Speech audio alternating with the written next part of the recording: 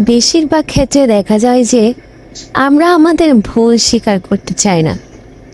যদিও নিজে মনে মনে জানি ভুল আমারই, তবুও সামনের মানুষটার কাছে সেটা স্বীকার করতে চায় না।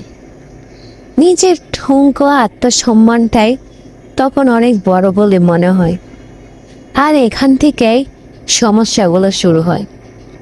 সব ক্ষেত্রে যে সম্পর্ক ভেঙে যায় তা নয়, তবে সামনের মানুষটার কাছে আপনাকে নিয়ে চিন্তা ভাবনাটা কোথায় যেন ধাক্কা খায়। আর এটাই বারবার চলতে থাকলে সম্পর্কটা ছিঁড়ে ধরে। বাড়তি পাওনা আপনার ভিতরে অপরাধ বোধ, এটা কিন্তু উভয়ের ক্ষেত্রে প্রযোজ্য। তাই যদি প্রথম থেকেই উভয় ছোট বড় ভুলটা স্বীকার করি, তবে সম্পর্কে স্বচ্ছতা বজায় থাকে আর অপরাধ বোধটাও থাকে না। এমন হতেই পারে যে সামনের মানুষটা অনেক আগে আপনার দোষ ত্রুটি ক্ষমা করে দিয়ে আগের থেকেও আপনাকে আরও বেশি ভালোবাসেন।